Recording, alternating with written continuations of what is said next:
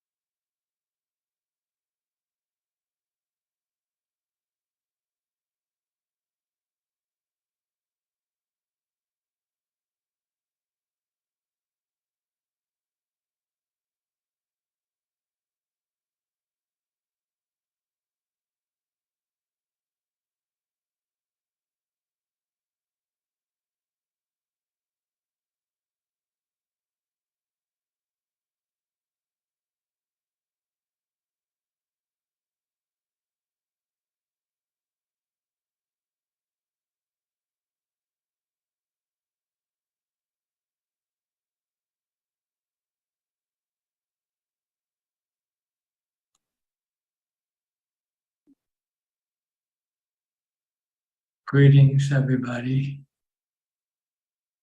Welcome to another meeting where we will discuss the Buddhist practices of charity, morality, and meditation.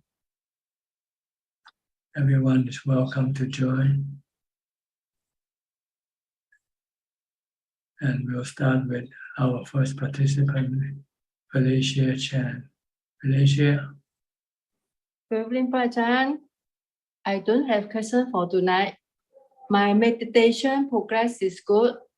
I can enter into body completely gone situation easily. The mind is clear and also noted the notion come and go on its own. I remain mindful, do not react. I continue to practice like this. Ajaan, may I know is there anything I should take note? You just know, that's all. You don't react to anything you come across. Let everything be like looking at the wind, the rain. You cannot do anything. So you just watch and let it be. Okay. Don't get excited, don't get sad, don't get angry, don't get anything. Just be calm, be normal. Then there will be no dukkha. But as soon as you start to react with love or with hate, with fear, then you can have problem. You will have dukkha. Okay. Thank you. Okay. Thank you, Ajaan. Thank you for welcome. guidance. You're welcome. Yok Bay from New York. Good friend of Felicia. Great brother, yes. That's why she's my leader, that's why. You coming to Malaysia soon? It's not Malaysia. I connect my flight to KL. After that, go to Bangkok. I see. Okay. Yeah, for 1 year.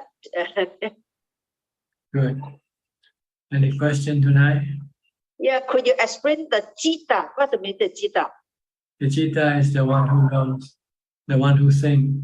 It is the mind. The citta is the mind. Okay.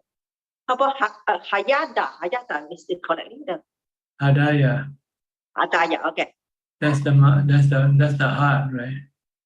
It's also another name for the citta, for the mind.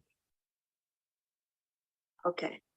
And another question about my friend, right? She have the mental ability problem. So how I can help her to discuss with the mental problem? She have to have mindfulness so that her mind can come back to normality. Just tell her to recite Bhutto, Bhutto, Bhutto. No, if, for example, she not believe like a Buddhism, could I say something else for her or no? Well, I don't know. Maybe she can repeat her name. Okay. And just to calm the mind. The goal is to stop thinking. So if she can use any type of mantra, maybe impermanent, anatta, no self, something, any part of the body she can use as a mantra. The skeleton, something to stop her mind from thinking. That's the goal. Can she chant or can she do some chanting? But she is not Buddhist. Yes, it's a Buddhist in the space. It's my co-worker for a long time. That's right. And I saw her 2 days before, and she told me that she have the mental problem. That's why I try to see if I can help her. Well, tell her to stop thinking if she can. She can recite the mantra, stop thinking, don't think, don't think, don't think, stop thinking. Thank you, brother. Thank you. If she can stop thinking, then she will feel better. She will feel calm and normal and happy.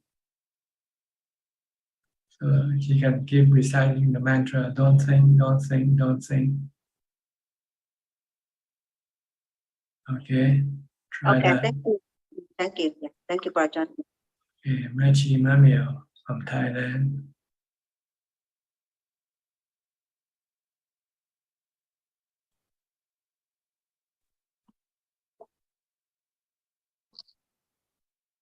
Good evening,ท่านอาจารย์. I have no question tonight.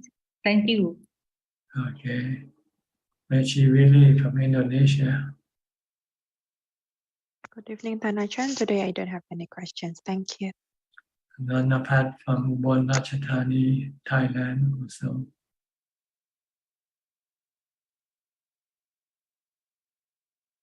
นมัสการกับท่านอาจารย์ no question tonight ค่ะ Sajalka from Silver Spring, Maryland. Yeah, thank you, Tanajan. Thank you for your teaching. I have no questions tonight. Eugene from Taiwan. Good evening, Pa-Chan. I have 2 questions today. The first one, what should we do when we reading the Dhamma book? Should we continue reciting the mantra or just reading? Just reading, don't recite the mantra because it will be confusing. You want to read, you want to focus on the reading so you can understand what you are reading. But when reading the Dhamma book, we'll have a lot of thinking. It's okay? It's okay because it is wisdom thinking. So how about reading Dhamma book and listening Dhamma talking at the same time? Is it good or not? No, just one thing at a time. You read or you listen. You can don't unless they are both the same. If the text and the sound is the same, then it's okay. So if I want to listen Dhamma talk and reading at the same time, maybe it's my inner desire, right? And this stupid desire, what do you want to do? 2 things at the same time. The goal is to do one thing at one time. So keep your mind concentrated. You don't want to scatter your mind. And the second question, how can we help our Dhamma friend if his mental problem affecting his family? If he asks for help, then you tell him to practice mindfulness. If he doesn't ask for help, then you shouldn't do anything. Okay. We don't have other method to control or let her calm down? Mindfulness. Only mindfulness? Yeah. Because in this modern society, the mental problem become more and more. Because they don't know how to stop thinking. They keep thinking. And they keep thinking with craving, desire. And when they cannot get what they think, then they become unhappy. Then they go crazy. Oh, I should be careful. Yeah. So stop thinking, then you'll stop your desire, your craving. Then you don't have to do anything. You can be happy without having to have anything. Mm. Okay. Thank you, Pazan. Okay. Anura and Ramya, your partner, your wife from New Zealand. Not yet turned on. Your mic is not yet turned on. He has to connect the audio first.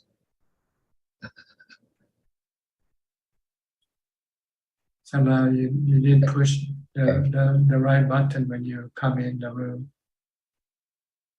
So we cannot hear you. You cannot turn on the microphone. Okay. Oh, now. yeah, that's okay. Alright. Yeah. Thank you, Tangajan. Good evening. Yeah, that's my wife. So she's joining from today. This is I have the no- first time, isn't it? First time several times before. I have joined one time. Yeah, one time before. I have no question, Tangajan. Thank you. Thanks for your teaching. Do you have any question? We participated in a train retreat and continue meditating. I have no question today. Yeah. Just listening. Try to do as much meditation as Yes. possible. Yes, Mm. yeah. Because Yeah. nothing is more important than your mind. And meditation will make your mind feel safe, happy, and calm. Yeah. Yeah. Only do the essential things for your body if you Yeah. can. If you don't Yeah. have to do anything else, then don't spend your time on meditation, walking, sitting, listening to Dhamma talks, or reading Dhamma books. Yeah. Yeah. That's That's Okay. right. That's what we do most of the time, Tangajan. Yeah. So we don't watch news or we don't follow other. That's right. politics. It's all Yeah. useless. Yep. It's all illusion. Yeah. Yeah. That's right. Only cause confusion and irritation, Yes. agitation. Mm. Okay, good. Okay. Thank you, Tangajan. Good to see you both. Yeah. Thank you. Okay, Geg Yenso from Penang.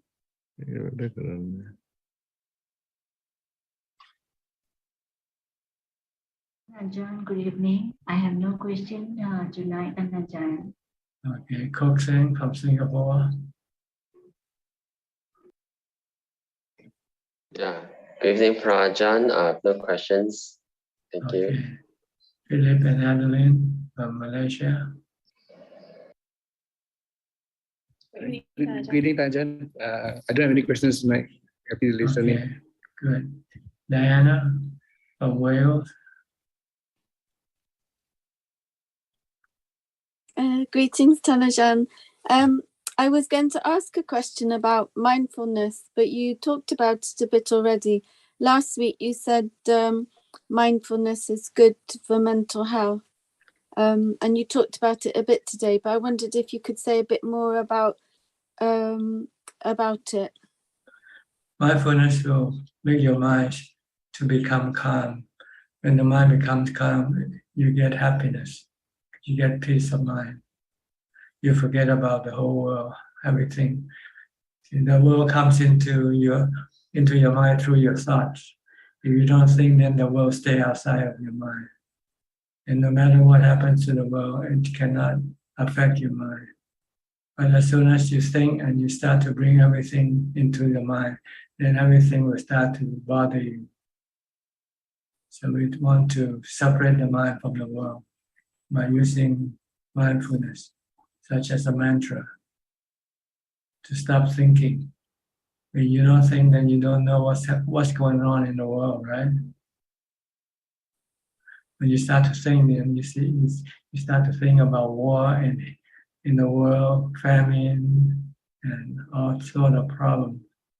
Then you become agitated. You become stressful from what you think. So no, you have to stop thinking. First, you have to learn to be able to stop thinking. Once you can control your thought, then you can let your mind think in the right way. The right way is to think that this is the way the world is changing. It's not under anybody's control. It's affected by various causes and effects. And it's just that the way for the mind not to be disturbed is just to understand and leave it alone. Try not to change or do anything because it's impossible. Or you can do what you can, but that's about all that you can do. Is if you have to do something for somebody or for yourself, do what you can do. If it's beyond your ability or your control, then you just have to stop and accept it.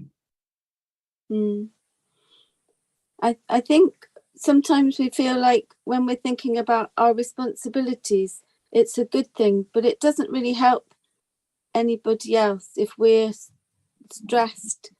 So the calmer we are, we're more helpful to other people.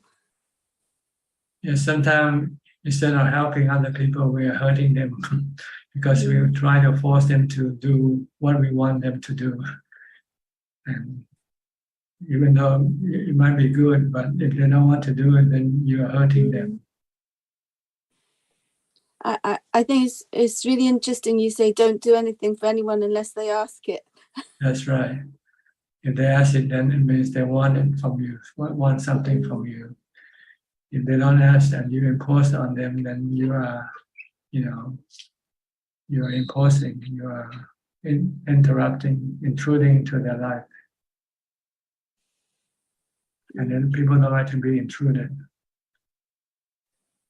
No, it's mindfulness. It's become quite a big thing in Western mental health care, but I'm not sure that we really understand it in the West. Probably, maybe, I don't know. It depends on the teacher who teaches mindfulness.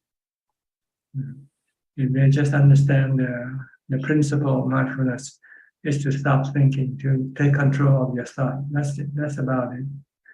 Because it's your thought that's creating all sorts of stress, creating all sorts of mental health. It's your thought. And the desire that comes along with your thought, the cravings, or the desire or the wish for things to be in a certain way. And when they don't go according to what your wishes, then you become unhappy. Thank you. Okay. Thank you very much. Okay, you're welcome. Next, Ralph from Nong Pru, Thailand, near Wat Yan, just a few minutes away. Namaskaran, Thanajan. Don't really have a question today so much as just to share that today was one of those days where I felt I've got a long way to go with my scattered brain all over the place. I'm happy. There's other days where when I meditate, I'm able to concentrate and I guess get a taste of what is available following the path. But today was not that day. I hope to be able to finish the day in a more positive note, listening to you. When you do meditation, forget about the past, forget about what you had achieved. Because if you think about it, you will not get it. What you have to do is just concentrate on your mantra or on your meditation object. Then it will come back. Yeah, I feel my mind just keeps on wandering away, and I have to drag it back, and I have to drag it back, and I have to drag it back. I understand that's what one has to do. That's right. It's like a tug of war. The mind don't want to be restrained. It wants to be free. But the freedom of the mind causing off all kinds of problems. Correct. Yes, feeling of unhappiness is definitely one of the results. That's right. Because you cannot control things. You cannot have things your way. So you become unhappy. Thank you, Ajahn. Okay, you're welcome. Kafalim from Malaysia. Good day to you, Ajahn. Just listening. I have no question today. Thank Okay, you. Avindi from KL, Malaysia. Good evening, Ajahn. I don't have any question today. Thank you. Okay, Belinda from Singapore.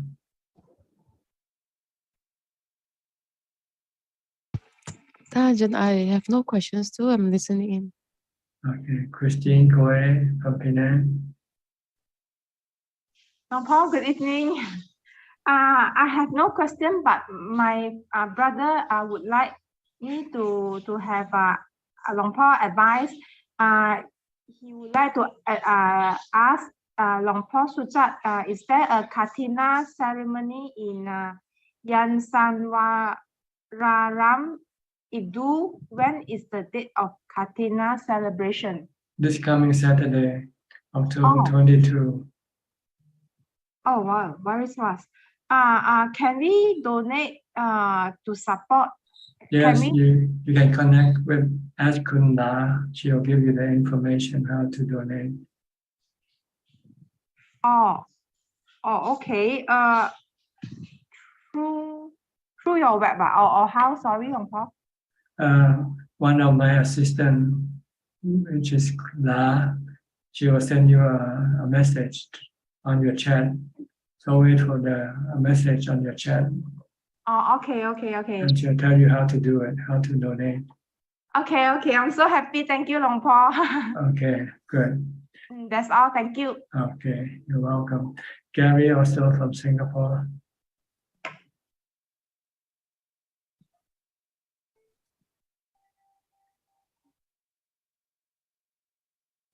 Good evening, Ajahn. No questions, just listening in. Thank you. Okay, Pramalai from Thailand. Good evening,ค่ะ. No question,ค่ะ. Just come to listen. Okay, Sri and Czech and Vancouver, Toronto. Oh no, sorry, Canada. Ajahn. Hello, Ajahn. Okay, sorry about last Sunday when the thing just cut off by itself. Maybe because of the signal is weak or something. So the Q&A session just got terminated automatically. Oh, I thought your battery ran out, Ajahn. No, Oh, it was pretty good. It's like 40 minutes, Ajahn. Yeah. Still happy, like at least we can get 40 minutes. So appreciate it. Okay. Yeah. Happy that I have a backup system now. So in case anything happened, I can always have something to back up. Yeah. To come back on. Good. Anything tonight? Ajahn, can you? Your signals keep interrupting. It keep cutting off, so I cannot hear you. Oh, can you hear us now? Okay. Yeah.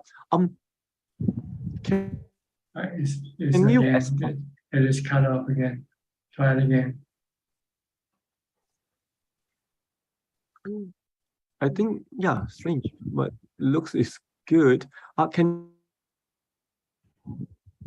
You keep stopping in mid-sentence, so I could not hear what you're trying to say. Something wrong with your Wi-Fi or something? I don't know. Because everybody else seems to be working okay. Right now you are frozen. Yeah, frozen. So you might have to come back in again later, okay? I have to move on first to somebody else. From Realme 2 Pro, okay? Just turn off the video. So we seem to run out of participants tonight. Everybody don't seem to have any question. So we'll wait to see if Sri and Jack can come back.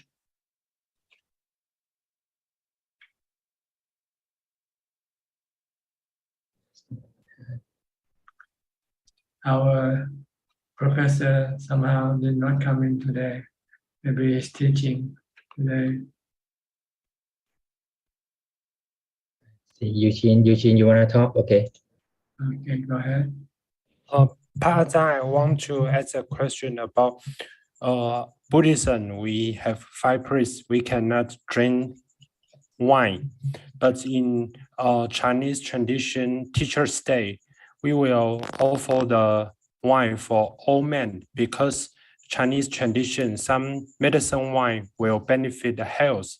But if for Buddhism, we have 5 priests, but we offer the medicine wine for our teacher or all men. It broken the vow. Yes, because the drinking of alcohol can cause you to lose mindfulness. You might get good body health, but you get bad mental health if you drink. You can become drunk, and then you can start to act irresponsibly. So don't drink, because when you drink, you can get drunk, and then you can start to break the other precepts. So we don't drink ourselves, just buy the medicine wine for the old men. Why don't you buy something? Buy something that is beneficial. Alcohol. Don't follow tradition. Some tradition is not good to follow. Yes, tradition is very difficult to overcome. Follow the Buddha. The Buddha is the best teacher. I see. I will tell my friends stop to offer the medicine wine for all men. Buy grape juice, orange juice. This is good. Good for the health, good for the body, good for the mind. Okay, thank you, Ajaan. Okay, go back to Sri and check. You're back again. See what happened. Turn up. Okay. Sorry, I don't know what happened. Yeah. Okay. Now it's good. Grape juice instead of wine. Cheaper and doesn't make you drunk. Why people want to get drunk, I don't know. And pay more. Forgot about the trying to forget about the thoughts, maybe. Yeah, they don't know how to stop their thoughts, so they use alcohol to numb their mind. And you stop thinking about things temporarily, but after you get when you're not drunk, then you start to come back to the same old problem again. Yeah. So it's not the way to deal with. It's worse. It's worse. You get sick. Your body gets sick. And you become addicted. You become dependent on alcohol. Every time you feel bad, you have to have a drink to make you feel good. Yeah. True. Yeah. Then you become an alcoholic. Then you have to attend a meeting like this. Last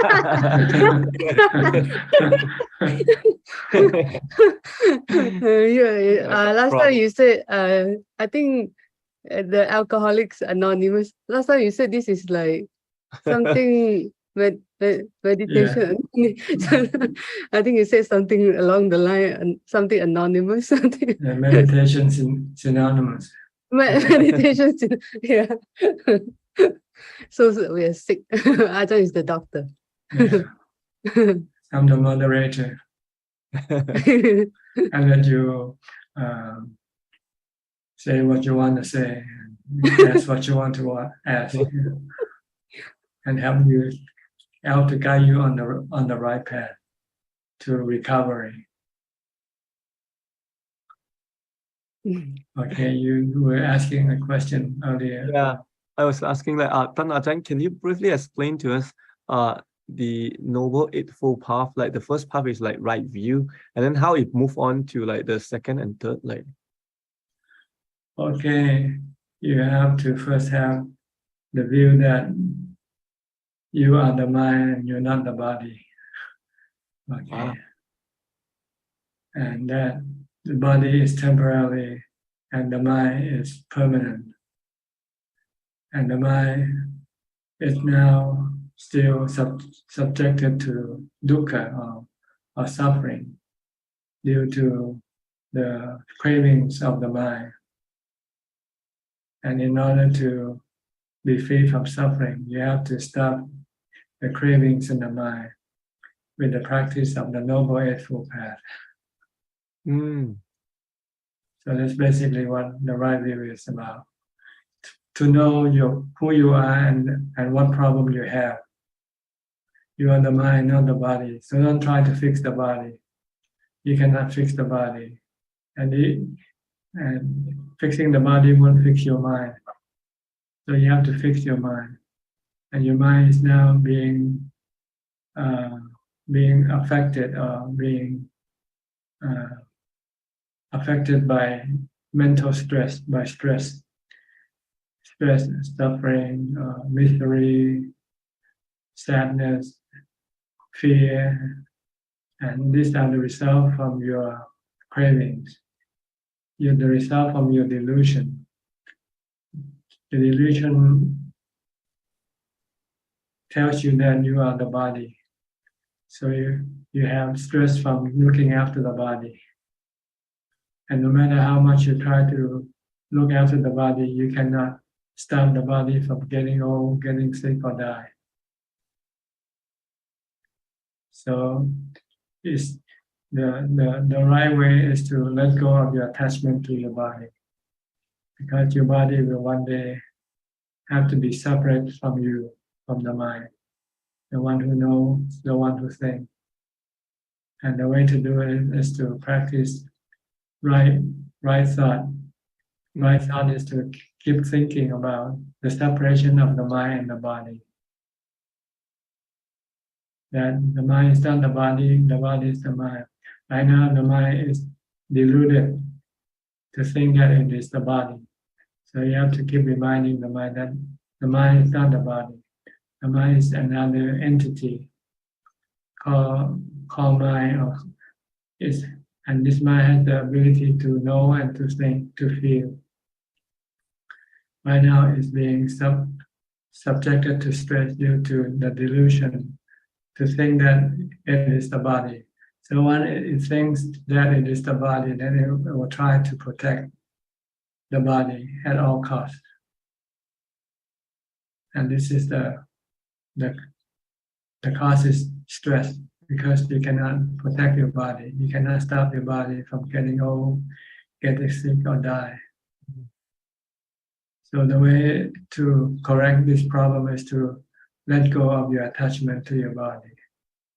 And the path or the mechanism that will help you let go is the practice of the remaining Noble Eightfold Path factors, like right action, right speech, and then right livelihood, right mindfulness, and right meditation, right concentration. Because if you can get to right concentration, then your mind will have equanimity, the ability just to leave everything alone. And then with the help of your right view, that the body isn't something you can control or keep, then you will just have to accept when the body becomes old, get sick, or die. You can do whatever you can within your ability, but if it's beyond what you can do, then you just have to accept that and let the body be. And once you can let go of the body and let it be, let it get old, let it get sick, and let it die, then you will have no stress there. The reason why you cling to your body is because you need the body to bring you happiness. You have this sensual desire, sensual pleasure desire. You like to see, you like to hear, you like to feel, you like to smell, to taste, and to touch things. So you need to have a body to do this. So you want to keep the body so that you can use it for as long as possible, forever. Actually, we all want the body to last forever. Nobody wants the body to die and to get sick or to become incapacitated in any way, handicapped. We don't want the body to be handicapped, because then it will be problematic for you to have happiness. But you have to study the true nature of the body and see that this is the way this is how the body will become sooner or later. We have to get sick, get old, and die. So you have to stop relying on the body as a means of bringing you happiness. And you have to switch your method of having happiness by doing meditation, by practice right mindfulness and right concentration. Once you have right concentration, you have a new form of happiness, peace of mind, happiness that arises from the peace and calm of the mind. And then you can then let go of your attachment, your clinging to the body, because you don't need the body anymore to bring you happiness. You can have another way of having happiness, happiness through meditation. So then you can let go of everything. Then once you have let go, you have no cravings for anything, then you won't have any stress.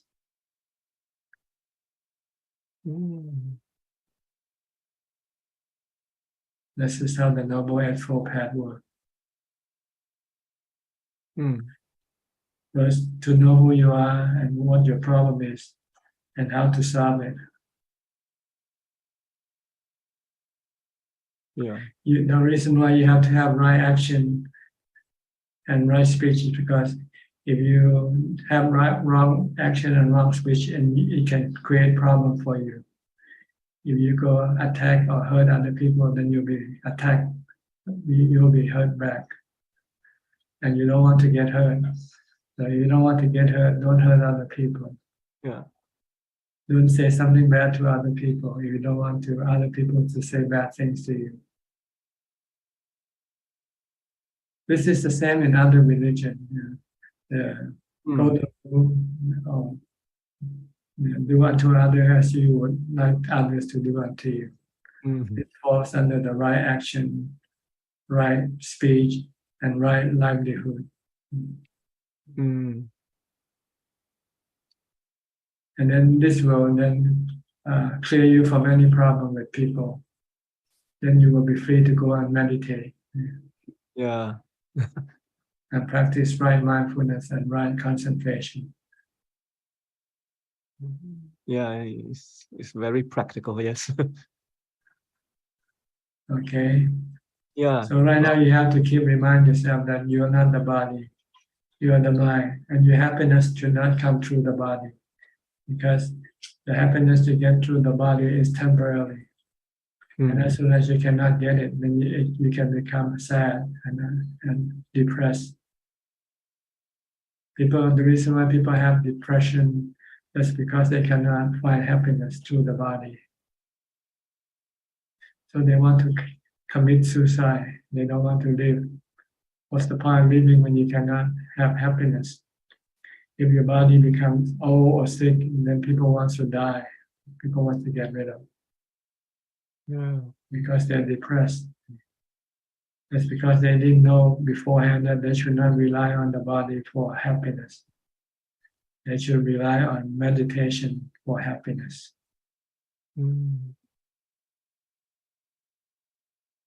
So this is where we are here to encourage you to do meditation and stop seeking happiness through the body. Because sooner or later your body will not be able to serve you like when it's young and healthy and strong. And when you cannot use the body to get you happiness, then you will have depression.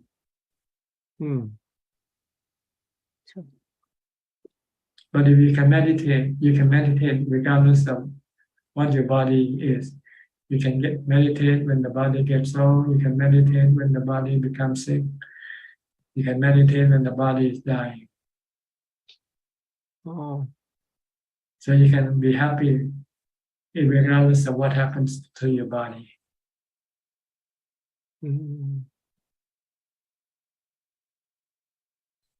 Okay.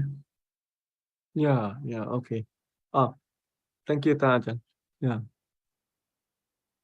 So sorry, Ajahn, when we have this like achieve jhana and with this view, that's what one can get into the first stage of enlightenment.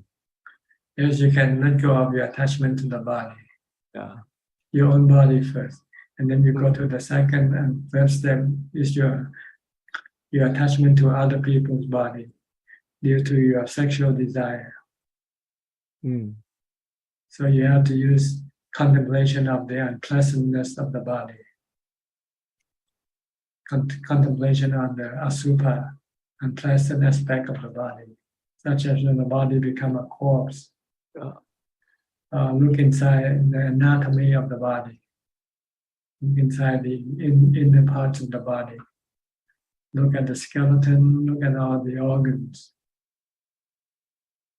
Then when you see these parts of the body, then you can subdue your sexual desire. Then you will reach the third stage of enlightenment. Then you will no longer need a body anymore. But you still rely on your mind, your peaceful mind from your meditation. This also you have to stop relying on. After you have stopped relying on the body, then you have to start relying on meditation also. Because you can live without meditation, you can be happy without having anything.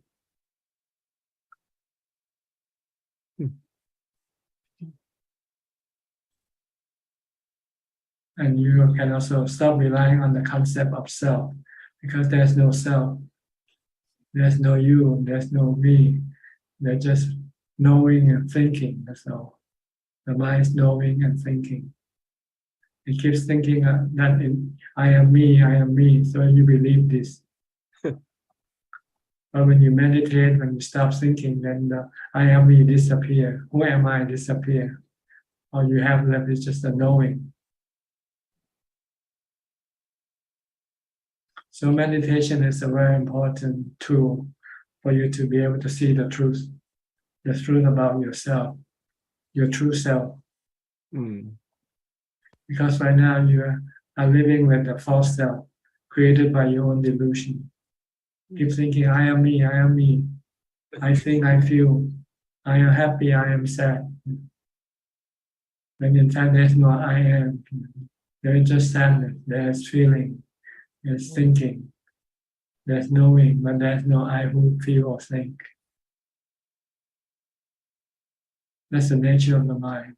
You just think, you just know. But with delusion, the delusion turns it around to become I think, I feel, I know. Then you become attached to what you feel, what you think. And when you cannot get what you feel or what you think, then you become unhappy.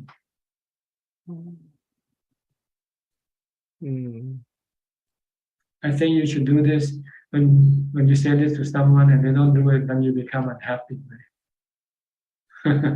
Because they don't do what you think they should be doing. If you don't think that they should do this or that, then you will not be happy if they do anything.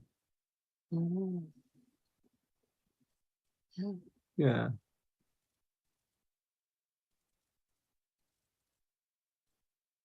And this start keep reinforcing itself until it becomes real.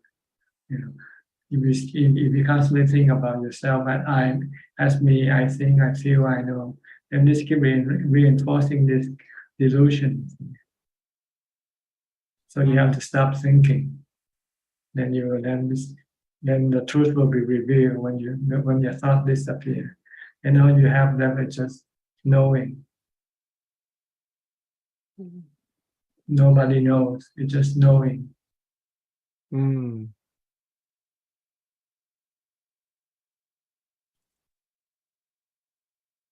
And you discover that all your problems arising from your desire, your craving.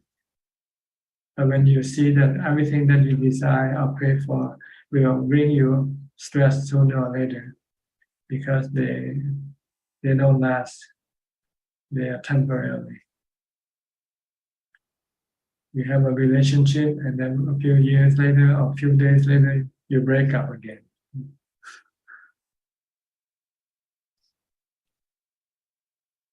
So nothing lasts forever. So when they stop, then that's when unhappiness or sadness come in, replacing your happiness. So when you can see this, then you will then stop all of your cravings for things and live without having to have anything. You can be without anything and you can be happy. You can live with emptiness, be with emptiness. Emptiness is the best thing for the mind because emptiness never change, never disappear. It's always there.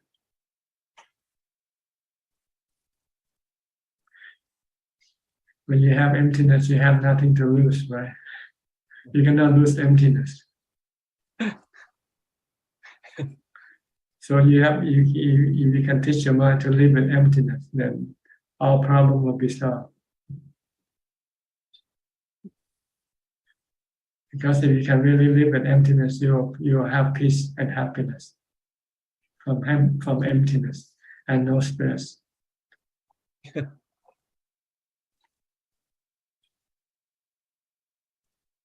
Okay. Yeah. Thank you, Ajahn. Thank you for the. Okay. Now let me see who else haven't yet. Okay, Ubeka. Alfredo, what happened to you? Were you here last week? Hi, Bante. Hi. I am my teeth in consults. I see. You went to see the dentist? Yes. Get off. Five. Yeah. teeth. Anicca. This is anicca. Yes. You have to use Ubeka to deal with anicca. Just leave it alone. Let it be. Yes. Not totally Upeka, né, Bante? My Forjana is not enough. But your words about things is very, very, very, very Upeka. Your words have many Upeka.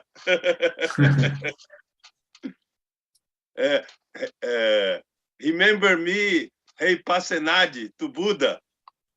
Rei Pasenadi will visit Buddha, and Buddha say to Rei Pasenadi, "Rei Pasenadi, you okay with my community?" Rei Pasenadi says, "No, but Buddha, your is perfect. Your community is perfect. Your livelihood, you're perfect. I not words for you, only perfect. Your words, Bante." Okay, good. You have to be perfect yourself. Work at it. One day you'll be perfect. Yes. Okay. What? Okay. I meditate, but Apana Samadhi is difficult, né, Bante? It's difficult to reach Apana Samadhi. You need strong mindfulness, continuous mindfulness. So you have to keep practicing mindfulness first. Be mindful all day, from the time you get up to the time you go to sleep. Yes. Be mindful of your body. Watch your body, every movement of your body. Don't let your mind go away from the body. Don't let it go think about other things but your body. Yes. And when you meditate, you can get into jhana very easily. Then you will have ubeka automatically when you come out. Yes. Okay. Very good. All right. Okay. Now it's raining, Bante. Raining in Brazil. In Brazil, rainy season. You have rainy season in Brazil? Yes. How many? How many months raining? Spring, né? Spring. Hot station. Okay. Hot station. You have heavy rain sometimes? Yeah, now yes. You have flooding sometimes? Flooding no. No floods.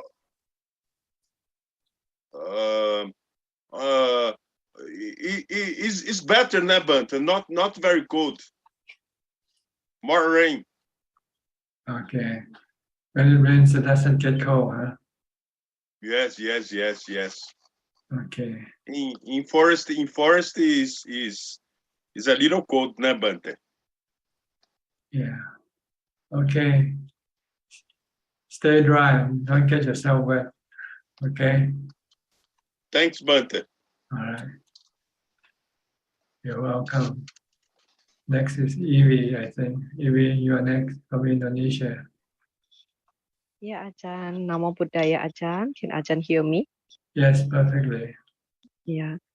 Ajahn, I want to ask, when someone is about to die, the light hawk is the one that determines where we are born, right? Then what about when the meditator faces sudden death like an accident?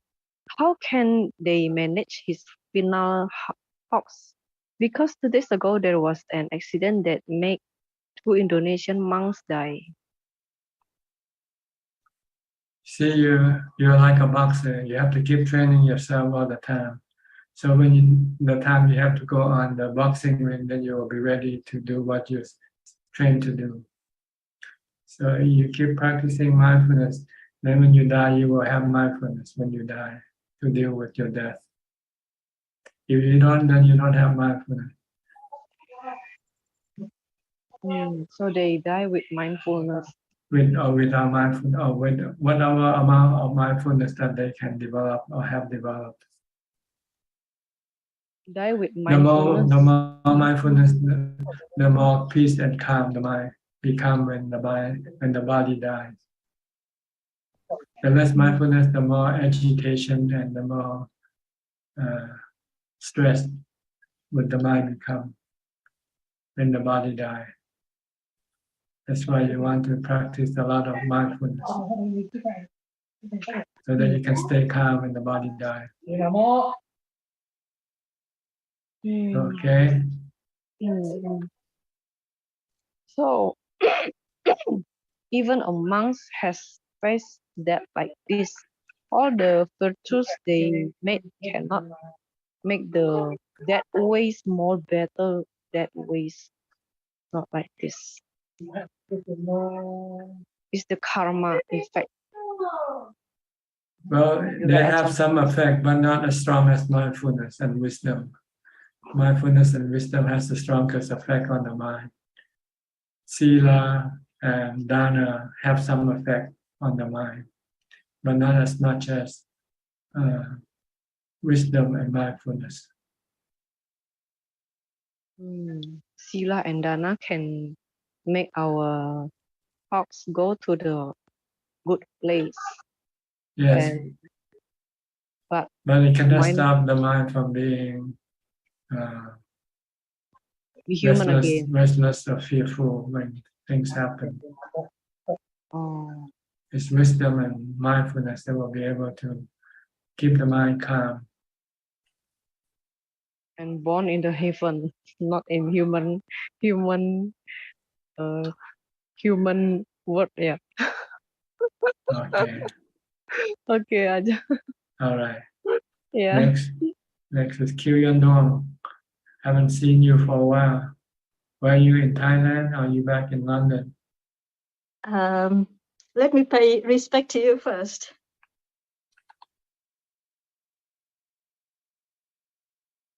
I'm back to London now, Tanajan. How long you been in Thailand?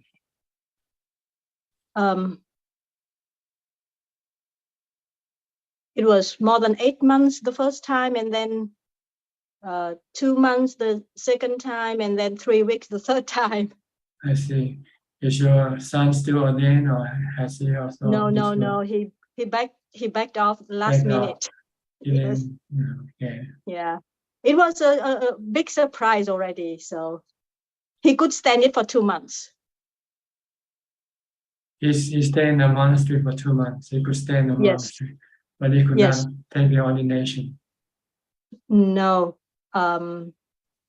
many things happened. So he was not like he was softly put into the discipline, and gently, and at the end he realized that he's not ready. He's not ready to be disciplined. I mean, like into the monastery's environment. Yes. He still He wants was to be totally free. okay. He wants to be free to do whatever he wants to do. Yeah, whatever his kilesa wants him to do. Okay, Yeah. so how about yourself? I have visa problem, and I also have family problem, which I cannot stay there yet. And my assignment is to be practicing at home, which is so difficult. Yeah, you just have to make do with whatever you have, right? Yeah. Better than Yes. not doing anything at all. Meditate Yeah, as I much think. as possible, wherever you are. Yeah, and I think the main purpose of it is to realize the full pain of it. I think I haven't realized the full pain of the home life. That's why. Okay, anything tonight you want to contribute? I have a question. Because we talked about pain in the body and pain in the mind, but is 100% pain in the mind actually? Even the bodily pain, maybe the place of pain is in the body, but what feels the pain is the mind. So is it 100% mental pain rather than 10-90? No, you have to understand that the pain is 100% from the body, and the mind is someone who just happened to experience the pain, or know the pain really. And if the mind has equanimity, then the mind can just merely observe the pain that appears in the mind. Yeah. But if the mind has no equanimity, the mind have this aversion for pain, and it will create the desire to get rid of the pain or to be away from the pain. When you have this desire, then you're creating more stress in the mind. This is purely mental now. When you have desire, if you don't want to have any stress in the mind, you will have to remain calm and just merely observe or acknowledge the pain coming from the body and not having any aversion for it. But sometimes we have the pain in the mind. Clearly, it's not bodily pain. Nothing happened in the body, but That's right. the mind If you have feels pain. If you have any desire for something, and your mind will start to be having stress from your own desire. You want When we think about pain, you want today to be sunny, and if it's raining, you already have or you already have some type of mental stress in your mind because of your desire. If you have no sometimes we desire, don't have. if you just accept the weather as it is, then there will be no stress in the mind.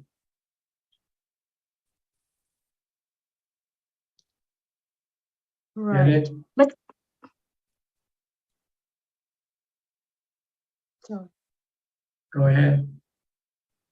But sometimes when we just think, we just have a thought of pain, and then we really feel so painful in the mind. That's right, because you have past experience of pain. So you're recreating this pain without the actual pain from the body. Right. Because you still have aversion. See?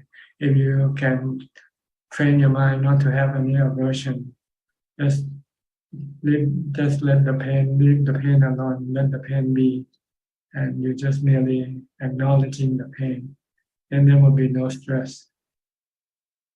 If your mind cannot stop reacting, then you have to use mindfulness, such as a mantra, to stop it from reacting. Reciting Bhutto, Bhutto, Bhutto, until the mind forget about the pain and will stop reacting. Right. Then the mind become calm and have equanimity. Then it can exist with the pain, coexist with the pain coming from the body. Right. Okay, thank you. The problem is our aversion or attraction to things. When we have aversion or attraction, we will have desire or cravings, either to go after or either to get rid of something. If you run into something you don't like, you want to get rid of it. If you run into something you like, you want to get it. And when you want something, then you start creating stress in your mind already. Right. Okay. Thank you. All right. You're welcome. Okay, now, and okay, who is next? Will, where are you from?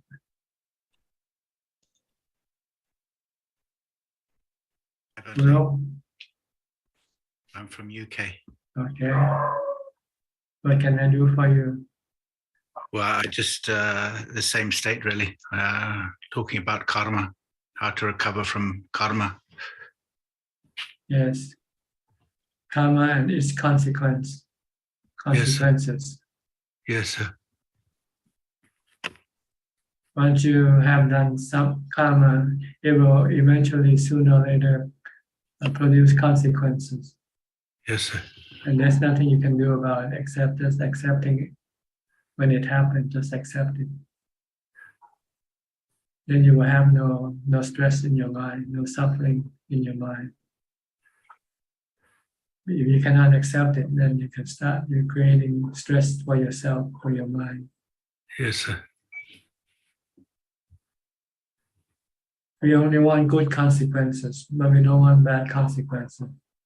But we don't only do good karma, we also do bad karma.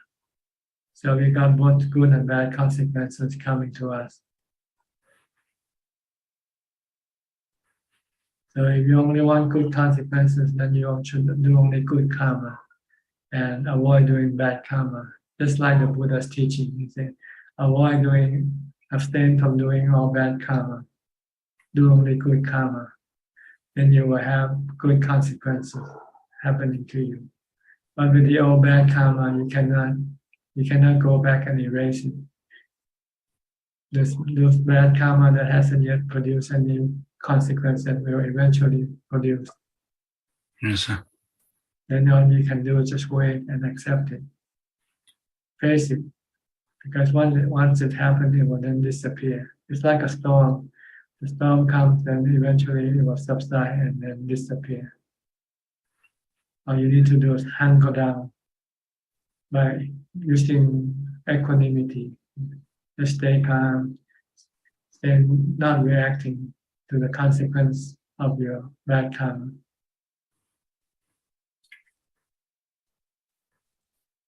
Thank you very much, sir. Okay. All right. Sulan, you want to say anything, Sulan? You turn off your video. Okay, I'll go to Kun La first. Kun La, you have any questions from Facebook? Yes, there are two questions from Facebook and YouTube, Prajan. The first question is from the Multiversal Unity. Dear Thanajan, for good minders whose mind filled with merit, when using that mind, do or touch something, will or can those mind objects become good or merely too? Thank you. I don't really understand the question. I don't know what does it mean. Do you know? Can you translate for me what he's asking?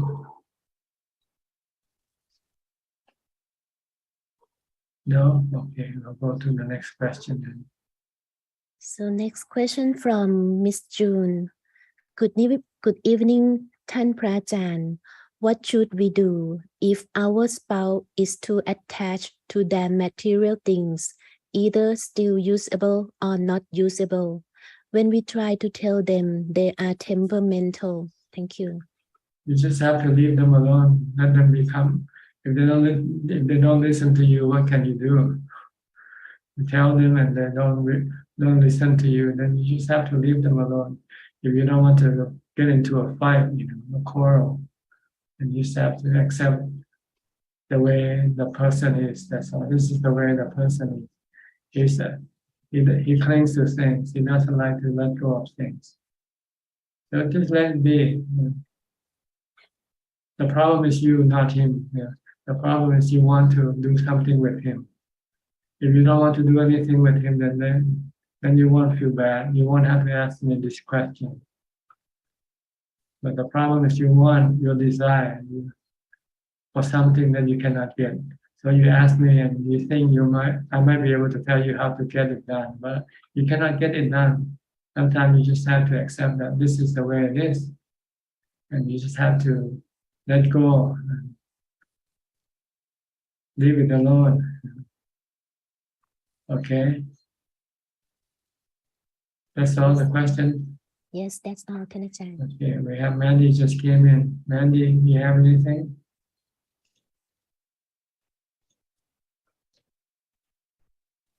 Thank you.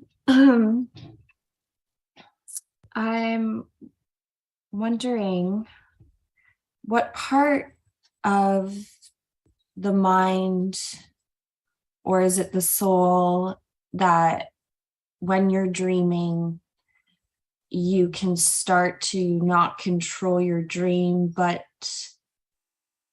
make decisions intentionally, like going to meditation in your dream? What part of that is it? Your mind? Is it your soul interacting in the dream, or? It's what you have trained your mind to do. It becomes part of your habit. So you react accordingly to what you have been trained to do.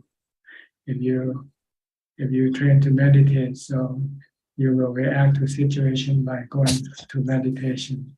Instead of going to a bar to drink, you'll go to a meditation center or go to meditate in your room. This is from your training. When you are reacting to things in your dream, it's through your training of the mind as to how it should react to a certain situation. Okay. It's by training.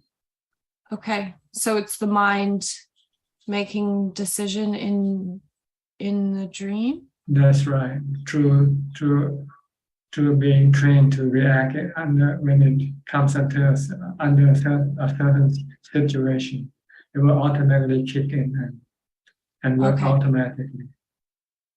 Okay, thank you. Okay. How are you? Good? I'm doing better. Yeah. Okay. Thank you. All right. Anybody else would like to ask any question? You're welcome to raise your hand. And okay, we have Anura. First of all, Anura. Yeah. Okay, Ajaan. So, Ajaan, in your previous explanation regarding the Eightfold Path, so you mentioned Upeka. So that Upeka means in jhana, right? After That's the jhana. Yeah, it comes from right concentration. Right samadhi. Yeah, okay. Yeah. And also You mentioned Appana Samadhi in one of the Same questions. thing. Appana Samadhi is the fourth jhana. It's fourth jhana. Yeah. Okay. And Upachara Samadhi is just a neighborhood of just before jhana. Is that correct? Or? Actually, it's after you enter the jhana, and then the mind refuses to stay in jhana. It wants to go into psychic mode. It wants to go to do things with special ability. Like wants to go connect with other spiritual beings. Like the Buddha, when he gives Dhammatalk to a spiritual being, he has to use this Upachara Samadhi. So Upachara Samadhi allows the mind to wander in the spiritual realms. Right. All the good and bad realms, heaven and hell, and come into contact with various types of spiritual beings, or have some other psychic power, such as recollection of past lives, the ability to read the mind of other people. This all comes under the Upachara Samadhi. But Upachara Samadhi lacks equanimity. And if you just keep going into Upachara rather than into Appana Samadhi, you will not have equanimity when you come out of your meditation, and you will not be able to resist your defilement. When you have used wisdom and realize that it's the defilement that you have to resist, but you will not be able to stop or resist your defilement with Upachara Samadhi. So it's not recommended for people who haven't yet got rid of their defilements to get involved with Upachara Samadhi. If they have the ability to, not everybody has this ability to get into Upachara Samadhi. From what I heard from teacher, they said only maybe 5% of meditators who have this ability to enter into Upachara Samadhi. Yeah. They can be good tools for teaching later on, but it's not good tool for getting rid of defilement. So if you haven't yet got rid of all your defilement, then you should not be involved with Upachara Samadhi. Try to stay in Appana Samadhi to create more equanimity. So that the stronger the equanimity you have, then the easier for you to resist your defilement. Right. Yeah. Okay. So it's just that the Lord Buddha has used Upachara Samadhi to teach his mother. Right. Is that correct? Yeah. That's right. It's like taught his mother, and every night the Buddha taught spiritual beings every night. Yeah. This is one of his duty, his daily duty. He have 3 sessions of teaching. One in the afternoon, he taught the lay people, and then in the evening he taught the monks and the bhikkhunis. And then late at night, before he retired, he contact the spiritual beings and teach the Dhamma to them. And some modern teachers also have this ability, like Ajaan Man. Ajaan Man has the ability to also connect with the other spiritual beings. And from what he told, he had spiritual beings come to listen and talk with him about the Dhamma.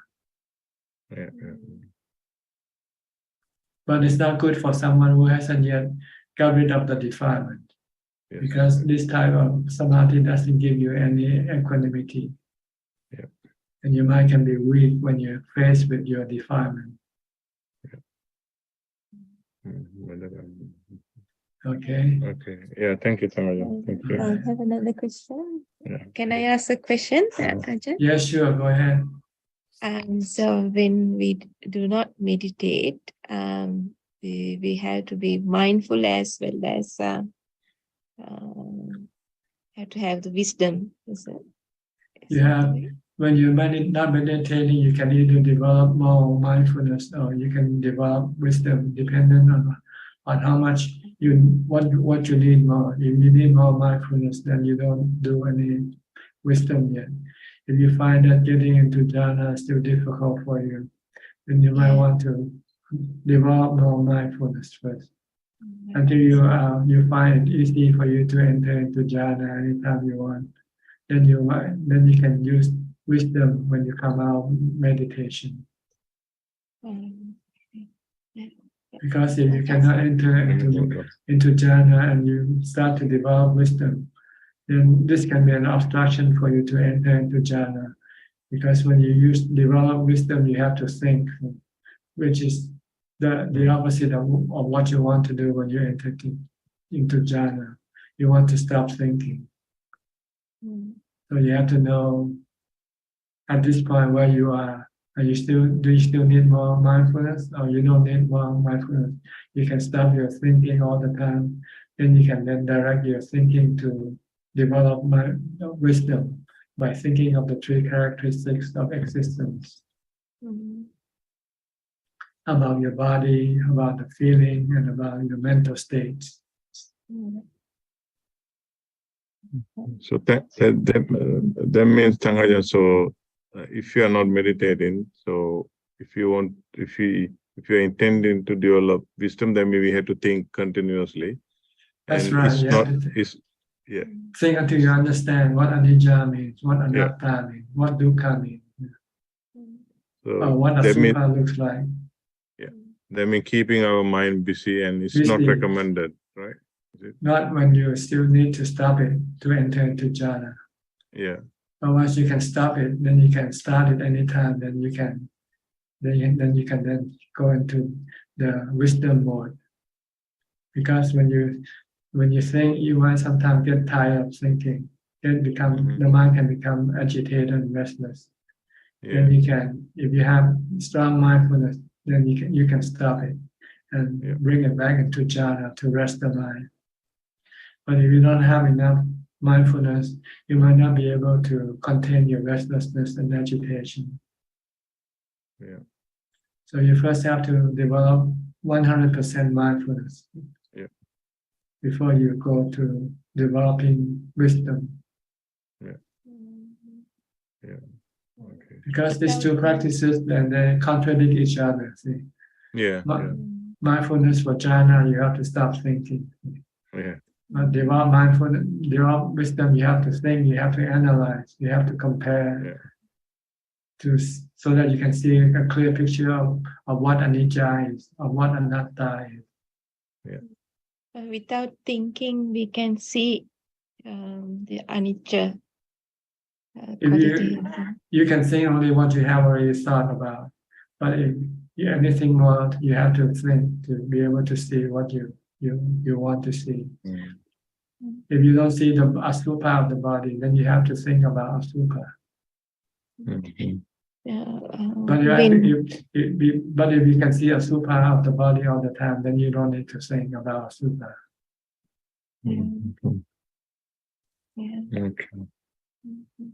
Okay, thank you, Tangajan. Thank you. Right. Okay, Mandy again. Mandy, your turn.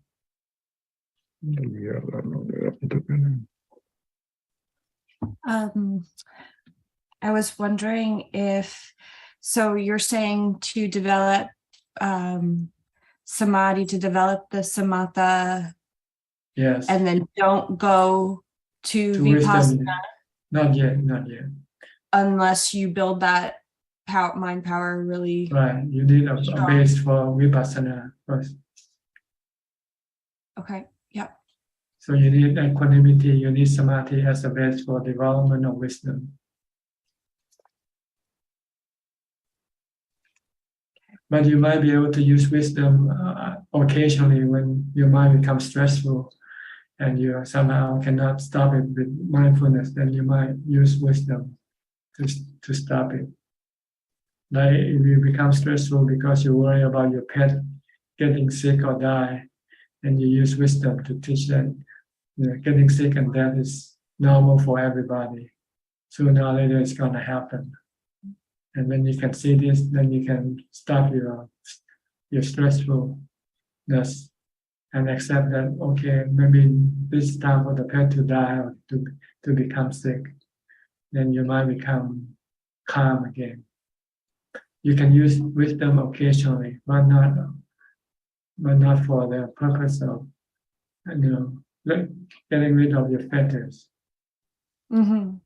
You need a strong and quiet mind to do it. Yeah. Okay. Yeah.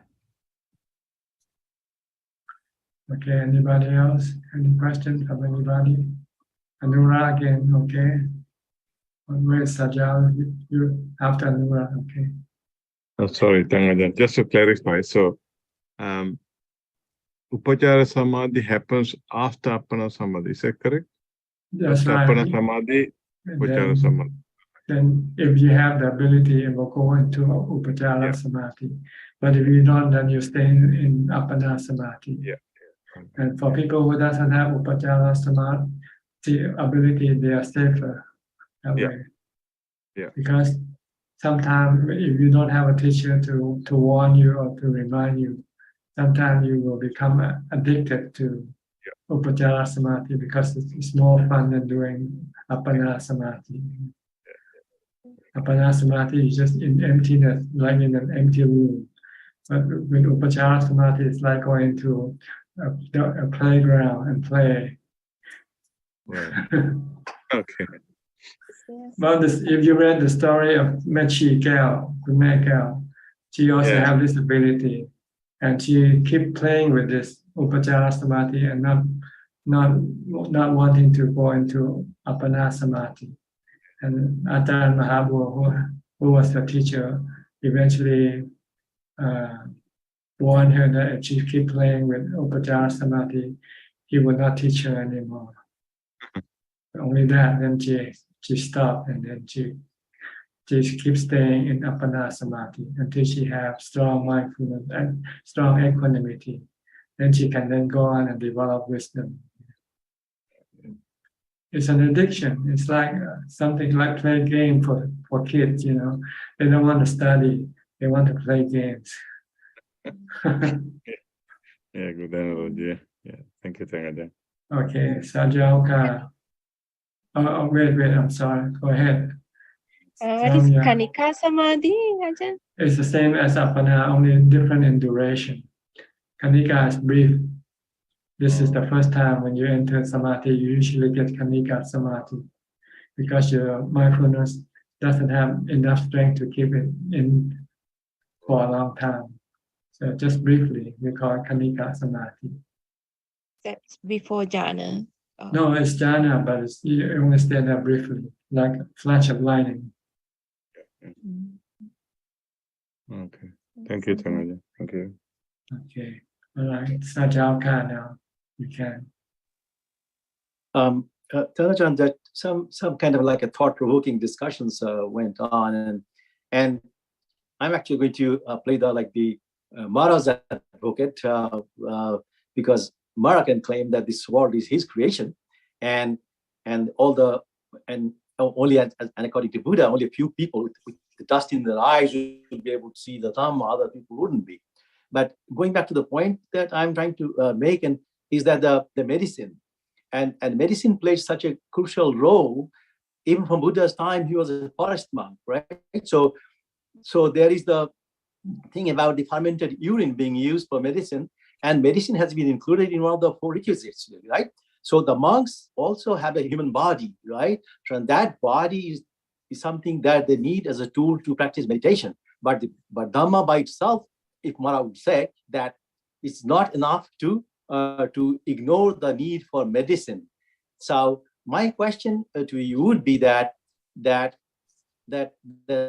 medicines that they get, how is that kind of is coming through the monastery, or do the individual monks really request for the medicines? Because we have had previous discussions, people donating medicines. So is what kind of statistically, what kind of, for example, in the country of Thailand, a Buddhist country, and where what kind of physical difficulties depending on their age and such, do they get, or do the monks get a if I say because the practice, they get a privileged health situation, not that they care, as you were saying repeatedly again and again, the body is the secondary thing, and that's a tool. But since medicine is a requisite really, and it is one of the four, so in that case, is the medicine registered by the head of the monastery, or is it individual? This thing, how does that play out? And and if I am reading correctly, I think it's probably the monks are probably being taught in the Vinaya that medicine is something that you take, but with an idea that with the Upekha and all the things that you talk about, that is only for a stopgap measure or something, and the body is going to go anyway. And I don't know if it is any different. I'm just kind of asking you for further comments because we have a little bit of time. We have medicine for sickness that can be cured. Like if you have a cold or something, we have cold medicine. If you have diarrhea, we have medicine to cure the diarrhea. But if we have some kind of disease that we know that it's impossible to cure, then it's the monk's decision whether he wants to continue on being continuing treatment or not. We have hospitals that will look after monks if monks have to go to hospitals. So medicine is well provided for monks, and people regularly will buy medicine, just the on-the-counter medicine, like cold medicine or something to fix your wound or something like that. So we have plenty of medicine. We don't need to rely on the urine type of medicine anymore. But in some forest tradition, some forest teacher, some forest monk, they still do this. They like to use the urine and the fruits. Not the urine alone. They put urine in some type of fruits, and this will then create the juice for medicinal juice. In which, if you have a headache or you have a stomach ache, you just drink this juice, and it can help cure your headache or your stomach ache. So it's entirely different. Depend on each different monks to decide what type of medicine, what type of treatment he wants to take. Some monks prefer just using the Dhamma medicine. Just use the mindfulness and wisdom to contain the mental sickness, the mental stress that arising from the sickness of the body. Once the mind has no stress, the mind remains peaceful and calm and can live with the sickness of the body. And let the body heal itself or die if it cannot heal itself. Yeah, one kind of history is that we know that Ajaan Chah actually went into coma because of diabetes. And I reject medicines because diabetes is fairly well treated, these things in the world. So I just wanted some more comments, if you know. I don't know anything about him, so I'm sorry, I cannot comment anything. Okay. All right. Anybody else? Thank you, Dharachan. If you want to ask or contribute something, you're welcome to raise your hand. Okay, Kunla, first Kunla from Facebook first. Yes, one question from Facebook, Ajaan. Question from Sin. During a sitting meditation session, I observe anxiety in my body, and after a while, I observe worry arose at the same time. So my question is, if my observation correct that there were two feelings exist at the same time in the body, or could it just because the mindfulness is not strong enough to identify the real natures of the body? Thank you. When you meditate, you don't want to observe anything except your breath or your mantra. You want to concentrate your mind, to calm your mind.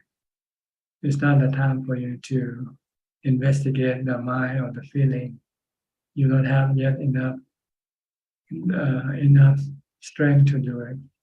So when you meditate, just focus on your meditation object. If you use a mantra, just keep reciting the mantra. If you use your breath, just keep focusing on your breath. to stop your mind from thinking, to making your mind calm and peaceful and happy. So That's all. that's all. Okay, who raised their hand just now? Sulan, you wanna talk? Okay, go ahead, Sulan. Oh, yeah, thank you, Ajahn. Yeah.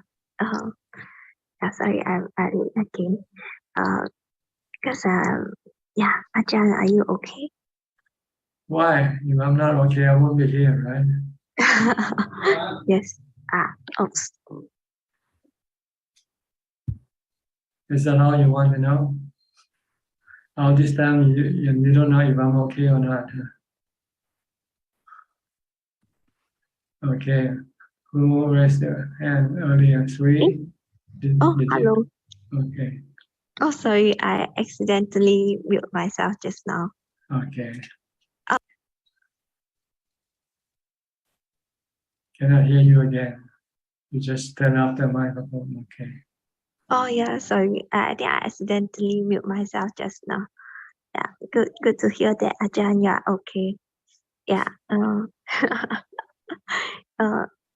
Actually, right now I'm actually in Malaysia traveling now for holiday. Yeah. So like was dialing in just now, but I kept dropping off so on and off. Yeah. Okay, I hope you enjoy your holiday. I think I was enjoying the holiday. Then But it's only brief enjoyment. After you return to work, all this thing will pass away. yeah, And you're back to the same old thing again. yeah, it is. Yeah. I was listening to what you said to see and check about the part on enjoying the sights and indulging in the sensual pleasures. Yeah, I feel like that's what I'm doing right now on the holiday, finding famous food, going to tourist attraction, which are temporary. Yeah, so it's a good reminder, like when I dial in and listen to you. Yeah. Okay. Anyway, have fun, enjoy yourself. Even if it's just temporarily. Oh, okay. Okay. Yeah, I gotcha. Okay, Sweet, did you raise your hand just now? Go ahead. Yeah. Then Ajahn, I just have a question regarding to the karma. Like, is the karma consequences only can be felt in our mind? Mainly, principally in your mind first, but secondary is when it happens to your body. When you run into your old adversary, someone you killed in your past life, and when when he sees you, he will remember, and he wants to kill you in return. Oh, okay. But the bad karma already happens in your mind. You feel bad, you feel unhappy, you feel worried, you feel fearful of the consequence. This happens in your mind. But what happens to your body outside your mind, it might take time, it might take next lifetime or 2 more lifetimes for it to eventually catch up with you. That's why sometimes we have bad things happen to us without knowing why. Right? That's because maybe it's something you did in your past life and it's catching up with you now. Oh, okay. So what happens secondary is the body. Okay. Right. Whatever happened to your body. Oh. And it will not happen to your body if you don't born again. Yeah.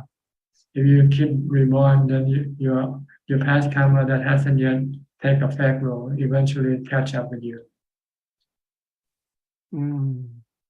Yeah, okay. The reason I'm asking is because like since I was young, I always heard people, when he got this into accidents, then people will think, this is his bad karma, or when he got this disease, or then they'll say, this is bad karma. So But actually, it's not always karma. It can be other causes as well. Yeah. But karma is one of the causes, but not only one. There are other causes that affect your livelihood, like famine or drought, or war, something like that. It's not your consequences of what you did, but it just happened to be happening in the world that you live in, that we live in. We call this the law of anicca, the law of change, the law of uncertainty that affect our well-being. Plus the law of karma that also affect our well-being. Sometimes we cannot separate. Sometimes we cannot find out which one. So we just lump it all into one. Say, oh, it's your past karma for easy analysis. Wow. But it could be the weather, it could be the whatever, things happening in this world. There are so many things actually taking place, and they are producing good and bad results.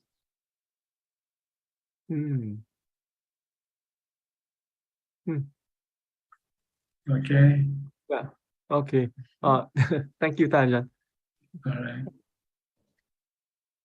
Okay. Anybody else? Somchai just came in, huh? Somchai.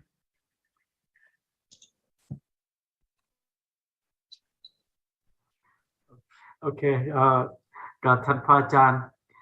Yes, just to come in and say hi. I missed last week, 2 weeks or so, and I just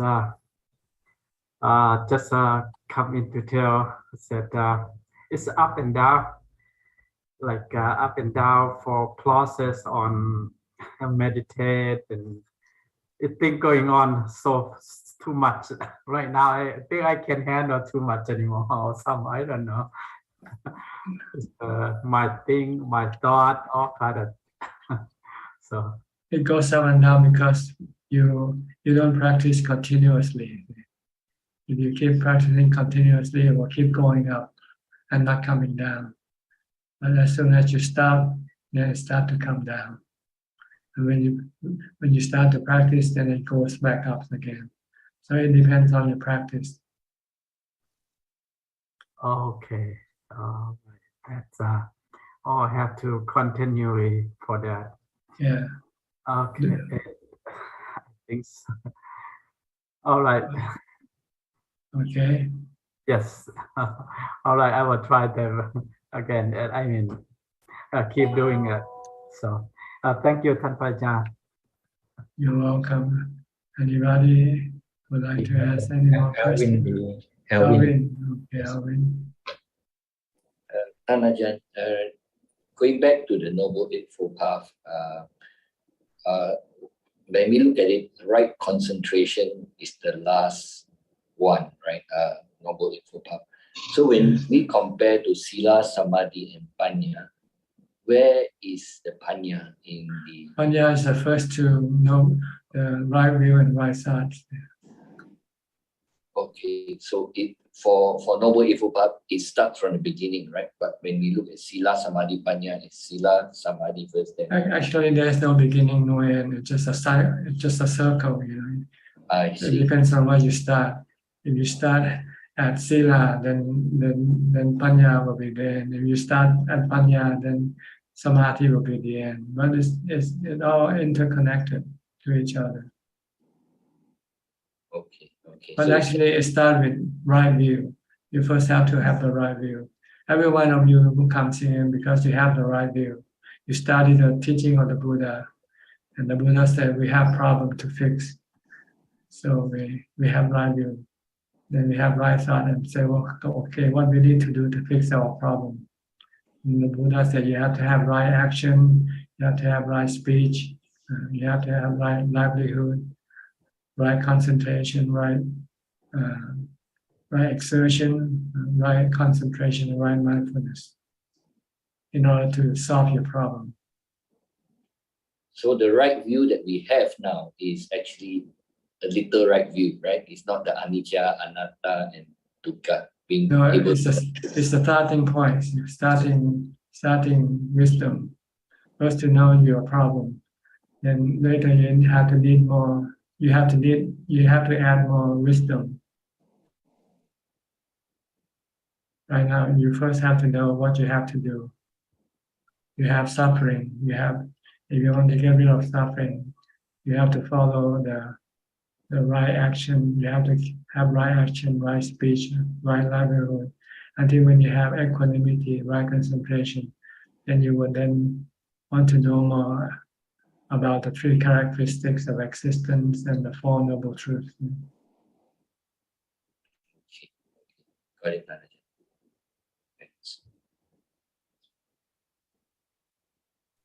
Okay. Okay, thank you. So right now, where are you in this circle? Are you in the right speech or the right concentration, or where are you? Right concentration is on and off, but very difficult for me to get right concentration. Yeah, very difficult. So I think every time my mind tends to wander around, and when I have a good session of meditation, I think that I have a good session of meditation, I need to stop because I need to do something else. So it's quite tough. Yeah, okay. So, right view has many levels. I guess you can use that word. You have the elementary level, then you go to secondary level, and then you eventually go to the highest level. Mine is maybe the kindergarten level, elementary level. Still a long way to go. Yeah, elementary level, and meaning that you know what you need to do, what you need to develop. You need to develop right action or sila. You need to develop samadhi, and then you need to develop panya or wisdom. So it goes back in a circle. After samadhi, it goes back to right understanding and right thought again, which is a higher level. Yeah, you move up to a higher level of the right thought and right view. You go through the fetters. You have the right view of the body, the five conducts as being anicca, dukkha, anatta. And you have the right view of the body as being asubha. Okay, I'm still stuck at, I think, most of the theoretical level rather than practical. Yeah. You first have to have the elementary right view. That this is what you need to do. This is what you have to do.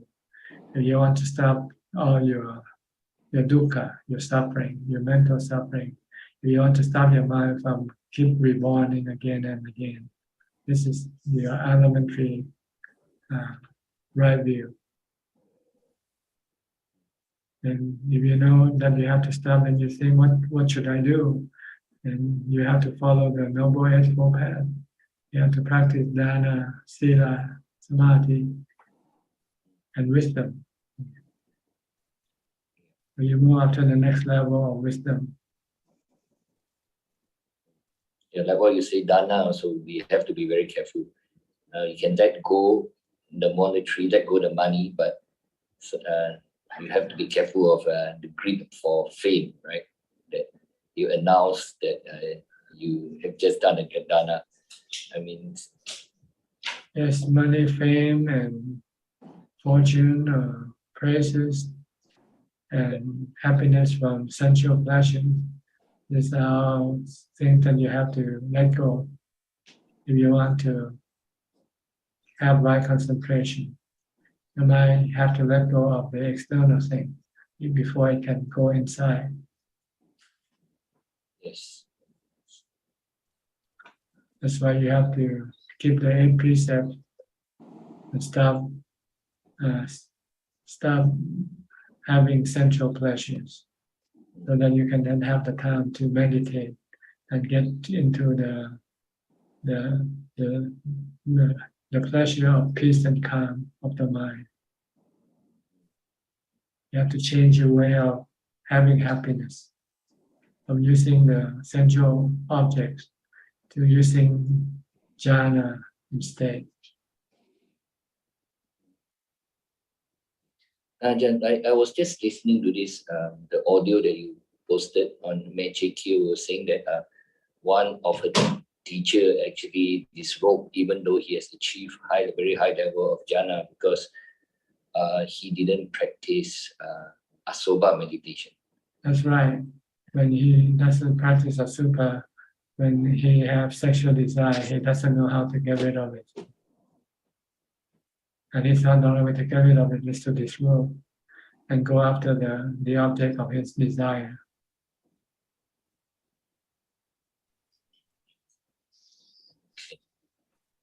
So it is a must as well, right, to practice asoba, even if you have reached Peka. Yes, especially if you're keeping the precept or higher, you have to abstain from sexual activities. So in order to contain your sexual desire, you have to constantly contemplating on asubha. Okay, thank you. Okay. Okay, anybody else? Okay, we have Christine Kohe. Christine Kohe. Yeah, Long Po, sorry, I have come across a few questions. First of all, because last few days I saw a group posting collecting money for support Ubon Ratchathani. The massive flood, is that there better already? Again, can you repeat the question again? Yeah, because I saw news, there's a massive flood in Thailand. A massive flooding in Thailand. Okay. Yeah. Is that better already? It's getting better now. The rain stopped now, so the water start to resist, start to lower. But it takes a while, maybe for 1 month before things can come back to normal. Because there are lots of water this year, and it takes time for this water to flow down into the ocean. Yeah. And I did share some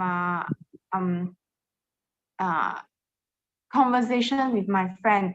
Then some of my friends, they only have this thought saying that they want to do donation for Katina. They feel it's very high blessing merits.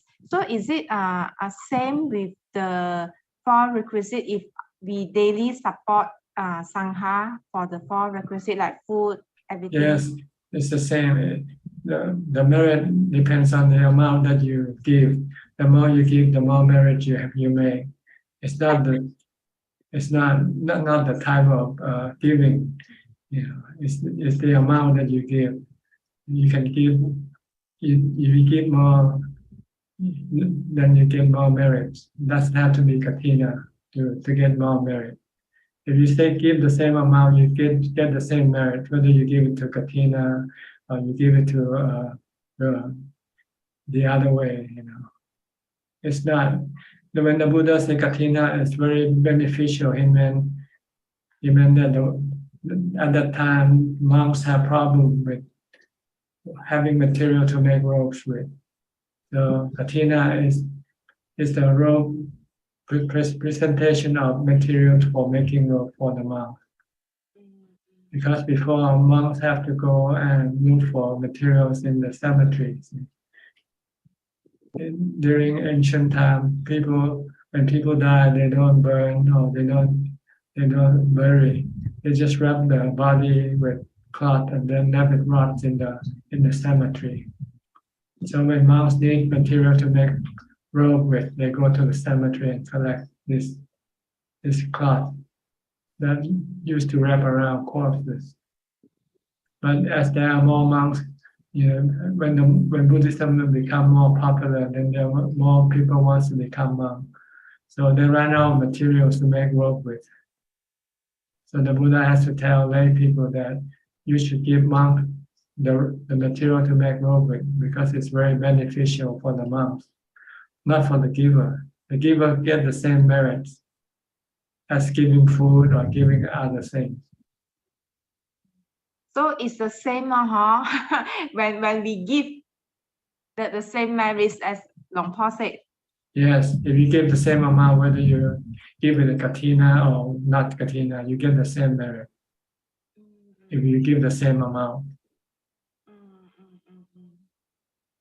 And one more question, Long Po. Because we do chant saying that ask for forgiveness if any wrong thought, speech, or action.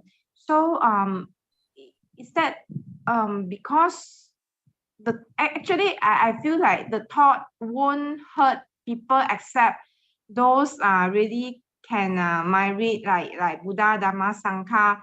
So is that a good practice? Like every day we chant for this chanting? Well, it just teaches you that to learn to accept responsibility. When you did something wrong, you should accept what you did wrong. Yeah, that's all. So if you did something wrong to somebody, you just go say sorry. Yeah, please forgive me for my bad action. Yeah, but sometimes the mind, the thought that they will come by itself, although we don't want, but sometimes we can't control. Maybe the mindfulness is not strong enough. So as long as you don't say or do anything, it's not considered to be doing bad karma yet. It's only in your thought. It's just the beginning of the possibility of doing bad karma, because you have to think first before you can say or do things. So it's only in your thought, and you don't need to make apologies. Then you just have to teach your mind that you shouldn't be thinking like this. And every time bad thought comes up, you should use mindfulness to stop it. But if you go say something or do something wrong to other people, then if you realize that you did something wrong, then you should go ask forgiveness from that person. okay, understand, Long Po. Thank you. Okay. Kok Seng from Singapore. Yeah, Ajaan, yeah, just continue what Alvin was asking about the Eightfold Path. So my question is, do we need to leave the householder life to become monastics to really lead the Eightfold Path? Well, if you couldn't become enlightened as a householder, then you know that you have to become a monk to become enlightened. But if you can become enlightened as a householder, then you don't need to become a monk. The goal is to become enlightened. Doesn't matter how. If you can become enlightened as a householder, then you don't need to become a monk. But if we are householder, we have wife, we have children. Okay, so that becomes an impediment to your enlightenment. So you need to get rid of this impediment and go live as a monk. You will know for yourself whether you need to become a monk or not. So don't worry. You'll know for yourself. No one will come and ask you to become a monk. People become a monk not because they are asked to become a monk. They become a monk because they feel the need to become a monk. I didn't want to become a monk at first when I started doing meditation. But eventually I realized if I want to progress more, I need to become a monk. Because then I don't have to worry about working and feeding myself. If I don't become a monk, I still have to work. Because I have bills to pay, right? But if I work, then I won't have the time to meditate as much as I like. So then I realized that I have to become a monk. So everybody becomes a monk not because they are forced to become a monk by anybody, but by their what you call common sense. They know this is what they need to do, have to do, if they want to become enlightened.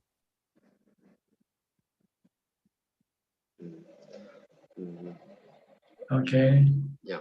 Actually, Praja also like to ask, actually the spouse that we marry in this life, is it because of some past karmic link with our spouse? Maybe not. Depends. It can be and it doesn't have to be. The Buddha said that his wife has been his past partner before. So if you cannot recollect past life, then you shouldn't worry about it. Just be happy with what you have.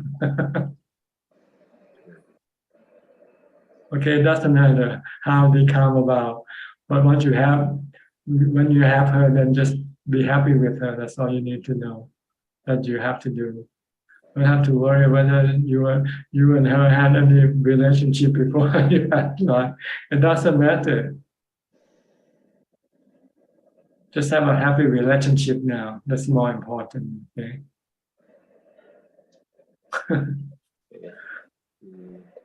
Then Praja, you mentioned about being able to enlighten within 7 days, 7 weeks, or 7 months, or 7 years. Actually, where's the sutra that the Buddha mentioned this? The 4 foundation of mindfulness, Satipatthana Sutta, at the end.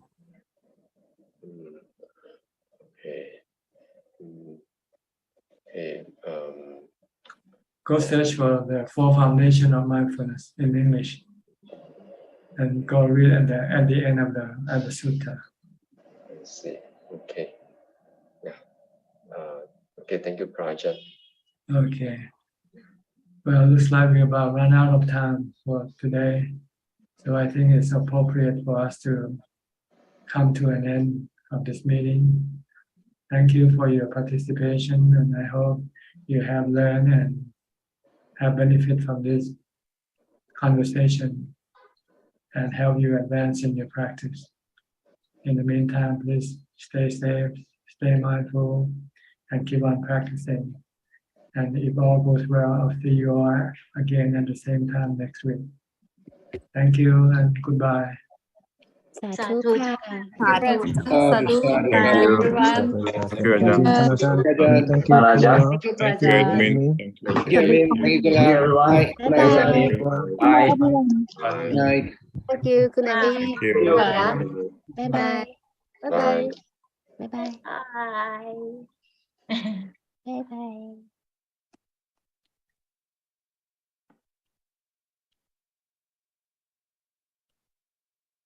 หมดแล้วเนาะขับเฮาค่ะอุ๊ยตอนแล้วนกกดผิดแป๊บนึงนะมีคนเข้ามาแน่เลยวิวเป็น เข้าไหมไปแล้วใช่ป่ะ ไปแล้วค่ะ โอเค